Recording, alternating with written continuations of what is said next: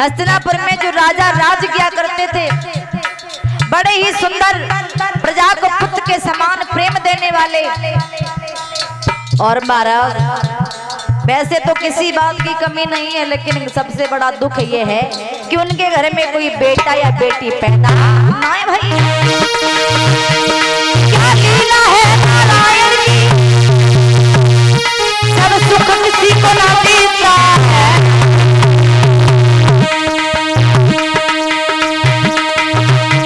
कहीं बाप दुखी है बेटा से, नहीं दुखी बाप से बेटा है।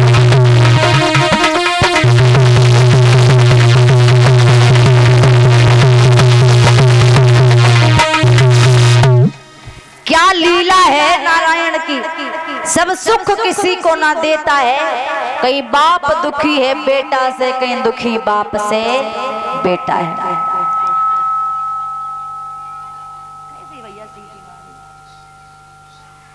इस संसार में परमात्मा ने सर्व सुखी संपन्न किसी को नहीं बनाया। कोई तन दुखी, कोई मन दुखी, कोई धन बिन रहती उदास, थोड़े थोड़े सब दुखी, सुखी हरि के दास। अब मैंने देखा है कोई अपमान से दुखी है, तो कोई महाराज अपने सम्मान से दुखी। किसी के घर में बेटा नहीं तो महाराज वो संतान के बिना, बेटों के बिना दुखी। भैया हमारे घर में बेटा हो जा तो, अब काऊ काऊ के घर में महाराज बेटा है, लेकिन मैं बेटन से ही परेशान। क्यों? घर में बेटा तो चार है, लेकिन चारों नालायक, एको ठीक नहीं। कोई बेटों से दुखी, कोई बेटों के बिना दुखी। अब जिनकी शादी हुई गई महाराज, वे अपनी घरवाली से बड़े दुखी, और जिनकी नाए भाई बे महाराज मनवा सोच रहे हमारी शादी हो जाए। तो कहते महाराज संसार में सर्व सुखी संपन्न परमात्मा ने किसी को बनाया नहीं है। आज के संसार में कोई ना कोई व्यक्ति हर किसी ना किसी बात से दुखी है। कोई संतान से, कोई संतान के बिना, कोई सम्मान से, कोई अपमान से। लेकिन महाराज सर्व सुखी संपन्न कोई भी नहीं है। इधर महाराज प्रतीक के घर में जब कोई संतान पैदा ना भई तो बड़े दुखी हुए, क्योंकि राधे श्याम रामायण में श्री विनीत जी ने एक चौपाई लिखी है कि सुनता हूँ जो प्राणी अपने जीवन में पुत्र न पाते, वे स्वयं नरक में जाते, वे स्वयं नरक में जाते, पुरखों को साथ ले जाते।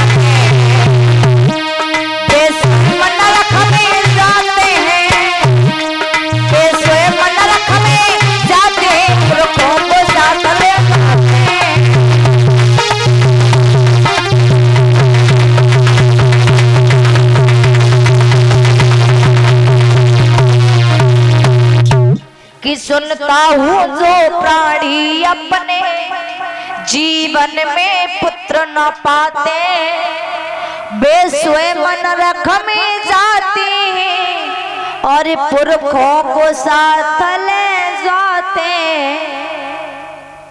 मेरा नहीं बल्कि श्री राधे श्याम रामायण में श्री विनीत जी ने स्वयं लिखा है। जो स्त्री पुरुष अपने जीवन में एक बेटा नहीं प्राप्त करते हैं, वे अपने आप तो नरक जाते लेकिन पुरखों को भी ले जाते हैं। लेकिन ये बात कब की है? द्वापर त्रेता सतयुग की। इस कलयुग में ऐसा नहीं है। कलयुग में कर्म प्रधान विश्व रुचि रखा, कर्म ही प्रधान है और जो जैसा करेगा उसको वैसा मिलेगा। कि ये तो कर्मों की खेती है, जो बोएगा सो पाएगा। और कर्मों में हाथ लगाने में कहूँ बेटा काम आएगा।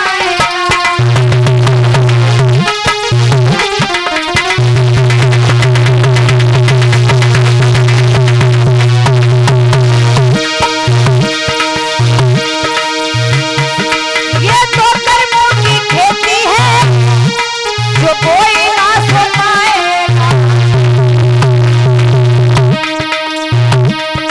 कर्मों में हाथ लगाने में कोई बेटा काम आएगा। कर्मों में हाथ लगाने में कोई बेटा काम आएगा।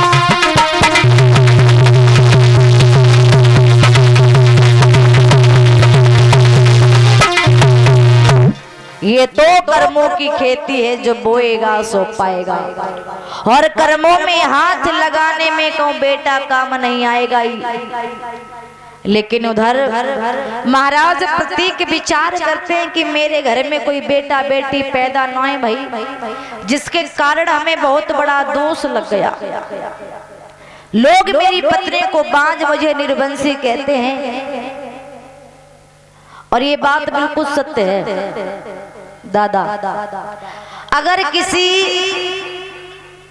औरत के अगर बच्चा पैदा ना हो तो समाज के लोग, मोहल्ला की औरतें, नगर के लोग बड़े अपशब्द कहते हैं, भली बुरी बातें करते हैं और बांझ कह करके बुलाते हैं। कब? जब कहूँ हमारा थोड़ी सी नोक झोंक हो जाती है, जब झगड़ा हो जाता है तब। और मैंने देखा भी है, अरे भैया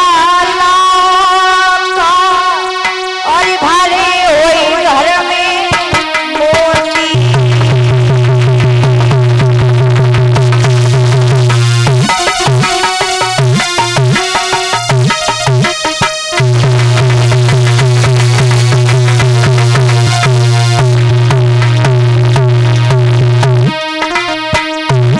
अरे दादा लाख भरे हुई घर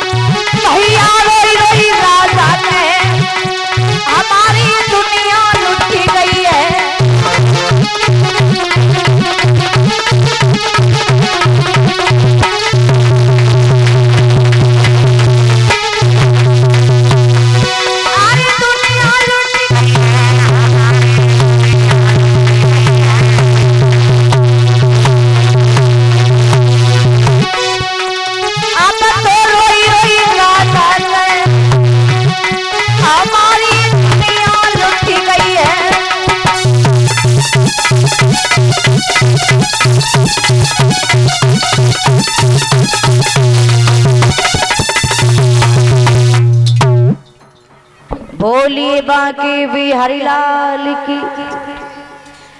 इधर महाराज इधर वाली पार्टी बोलत बहुत है, क्या बात है?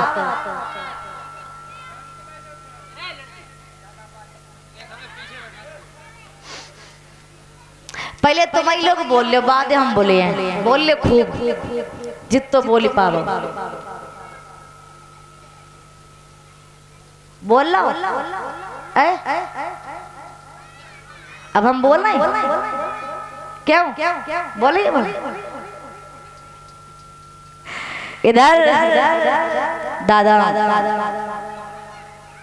महाराज प्रतीक ने देखा कि घर में अब संतान नहीं होगी, क्योंकि चौथापन आने वाला है।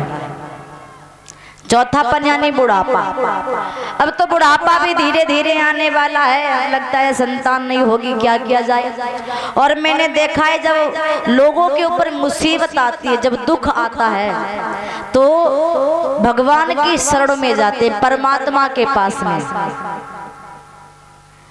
महाराज प्रतीक ने अपनी पत्नी को साथ में लिया, विचार करने लगे अब भगवान की शरण में चलना चाहिए।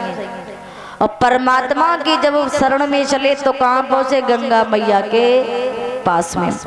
गंगा मैया के किनारे पहुंचे, गंगा मैया के पास में पहुंचे तो गंगा मैया से विनती करने लगे, गंगा मैया की आराधना करने लगे, मनाने लगे। किस तरह से?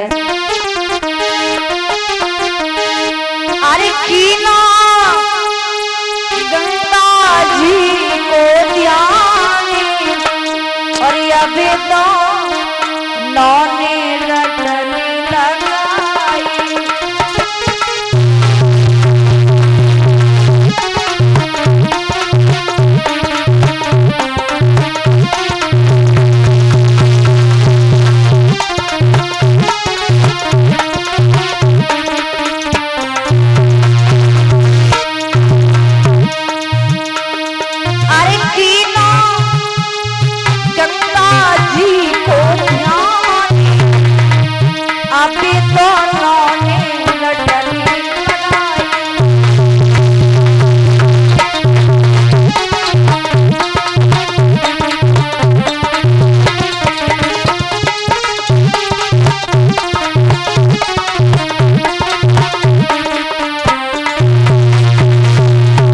और जब गंगा मैया की रटन लगाई, गंगा मैया को मनाने लगे दादा।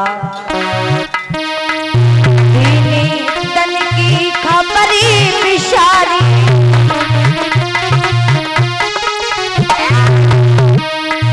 दीनी तन की खबरी बिशारी, पाप करे हमने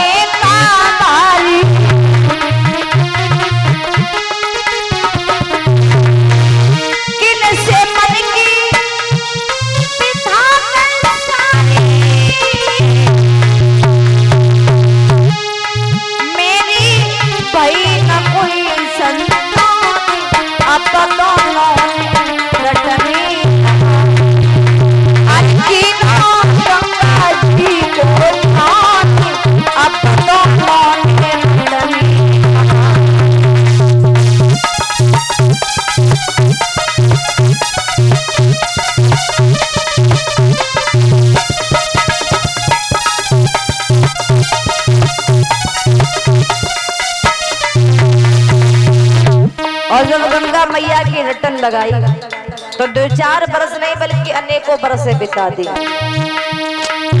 आए बरसे सी बीती गई वन में,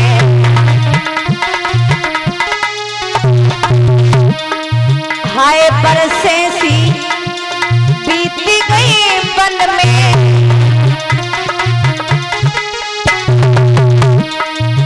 गंगा जी के सिर पे भजन में,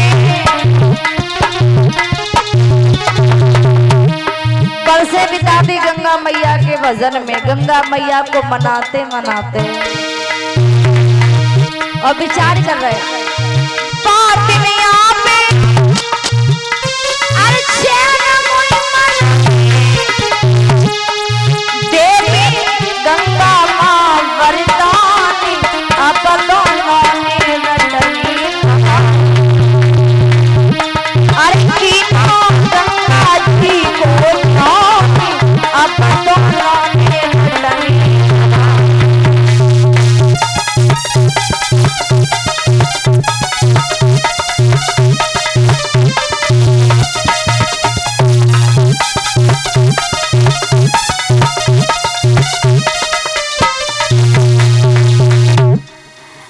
गंगा मैया की जब विनती करने लगे, गंगा मैया की आराधना करने लगे, मनाने लगे, तो वर्षें बिता दी।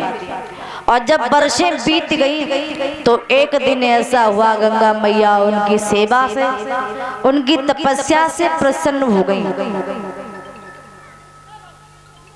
और जब तपस्या से प्रसन्न हो गई तो आकर के प्रकट हो गई।